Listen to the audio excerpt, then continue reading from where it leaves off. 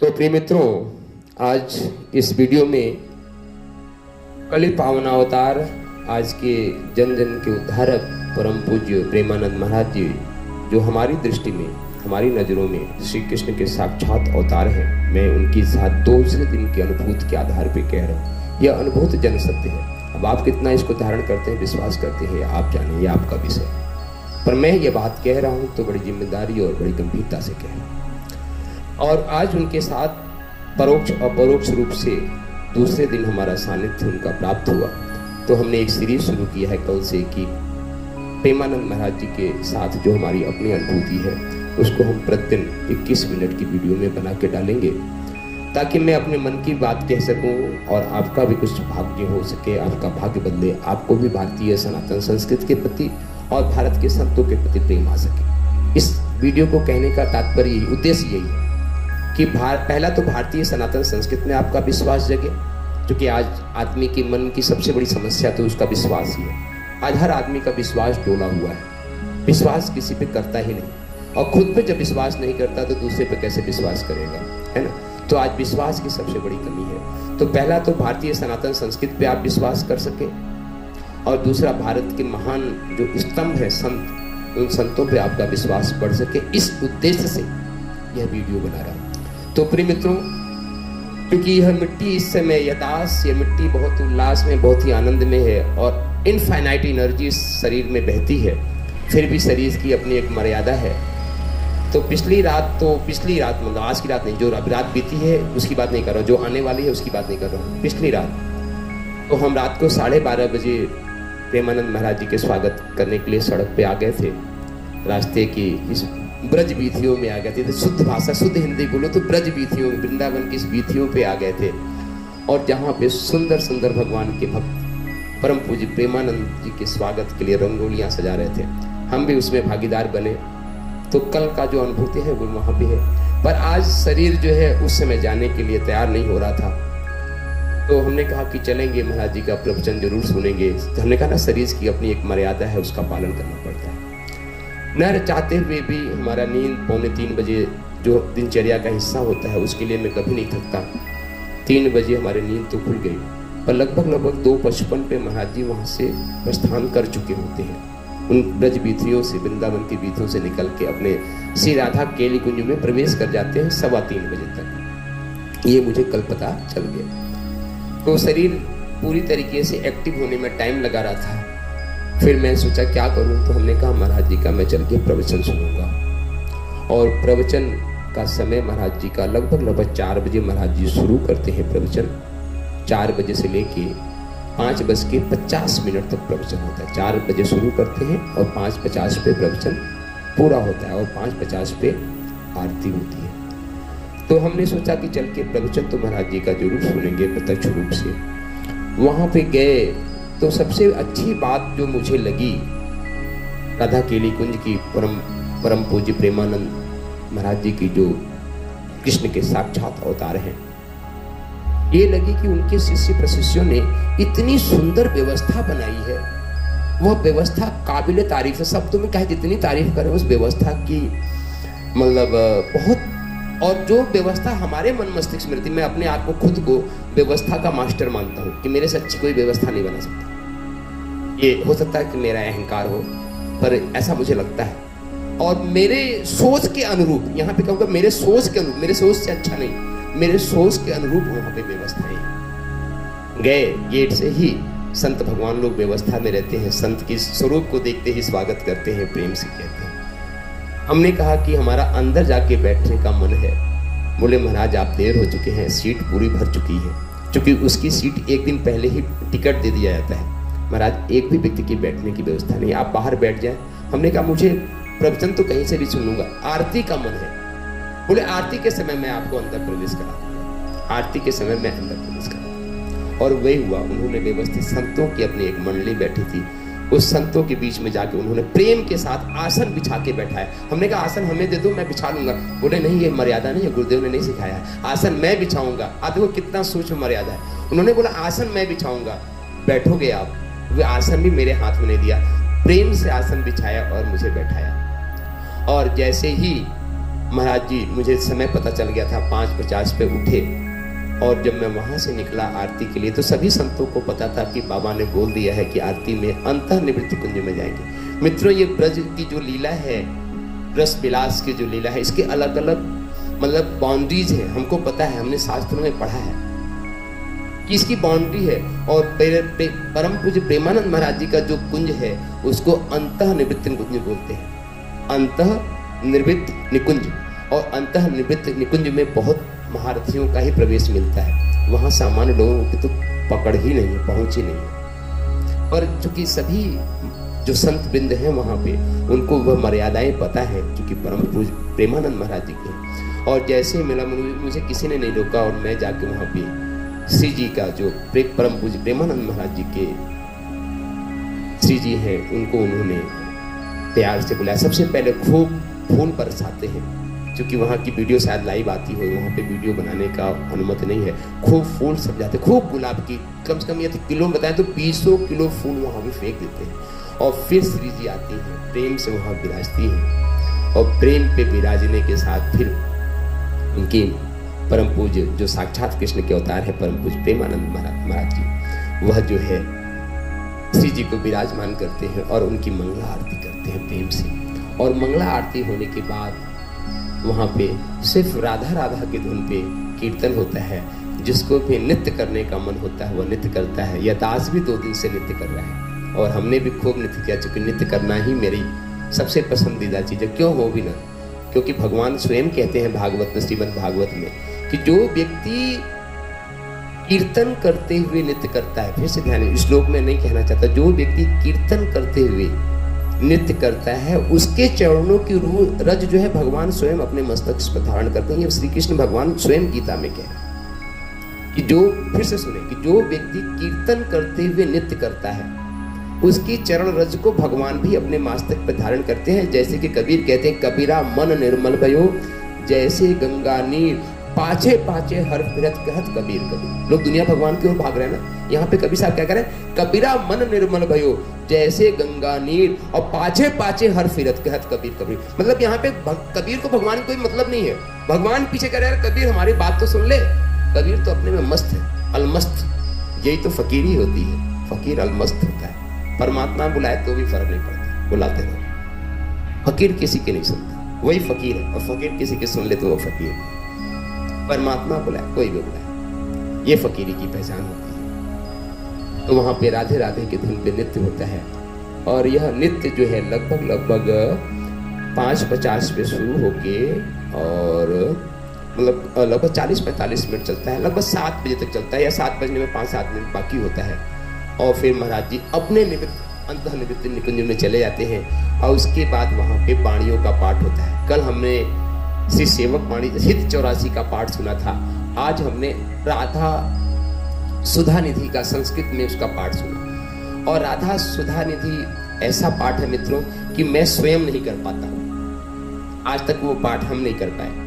जैसे ही मैं पाठ करने की कोशिश करता हूँ, कुछ श्लोक पाठ करता हूँ, उसके बाद मन का भाव कुछ ऐसा बन जाता है कि मैं किताब को बंद करके रख देता हूँ। कई बार हमने प्रयास किया, पर राधा सुधा निधि का पाठ आज तक मैं नहीं कर पाया, अपनी बात बता रहा हूँ।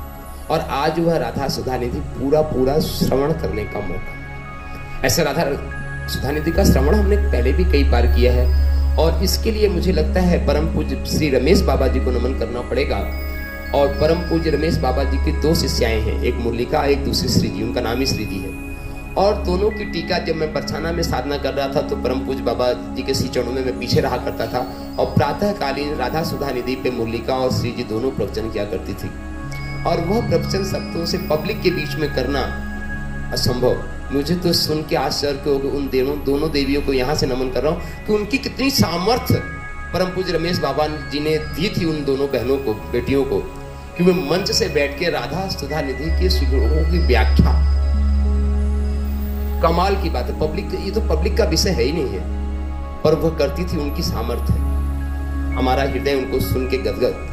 अब सच बताऊं तो मैं अपने कमरे में बैठा होता तो मेरे कमरे तक पूरी आवाज आती थी, मेरे आंख से झरझर आंसू गिरते थे, जिस समय मैं दोनों बहनों का राधा सुधा निधि का प्रवचन सुनता था। खुद तो पाठ कर ही नहीं पाता, गला अवरुद्ध हो जाता है। कुछ श्लोक 10-15 श्लोक पढ़ूंगा, गला अवरुद्ध हो जाता है। वाणियां नहीं निकलती। और आज उस राधा सुधा निधि का पूरा पाठ सुनने को मिला।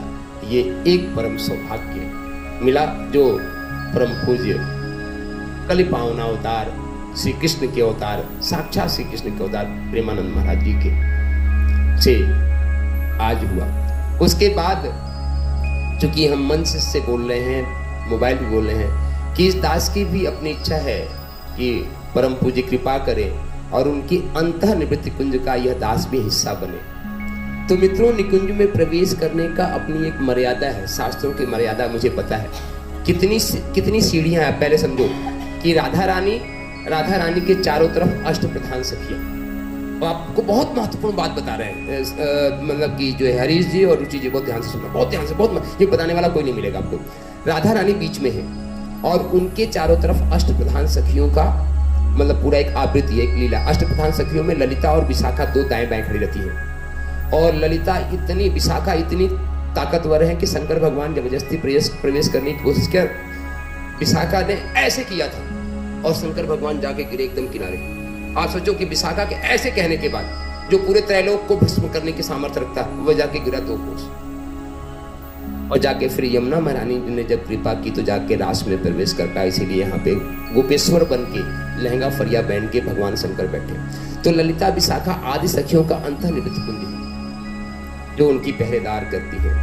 और उसके बाद कुछ और सखियों की पूरी श्रृंखला है ना, जिसको अंतः निवृत्ति कुंज की सखियां कहती हैं। और उसके बाद मंजरी की श्रृंखला है, मंजरियों की लाखों लाख श्रृंखला है।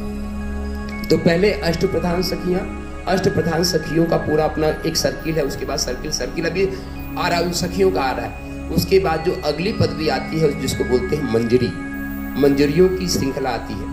और मंजरियों की श्रृंखला के बाद एक अगली पूरी परत है जिसको बोलते हैं किंकरी मतलब कि वे खड़ी होकर देखती है, बस देखती रहती, किंकरी क्या करूं क्या नहीं करूं उनको समझ में नहीं आता है। और उस किंकरियों के कहीं दूर बाहर अन्य लोगों की लाइन होती है। तो यह अंतः निवृत्ति कुंज में प्रवेश करने का शास्त्रों में जो हमने पढ़ा है, और यह दास तो पढ़ा क्या है, अब उसको हम यहाँ पे वाणी से व्यक्त नहीं कर सकते।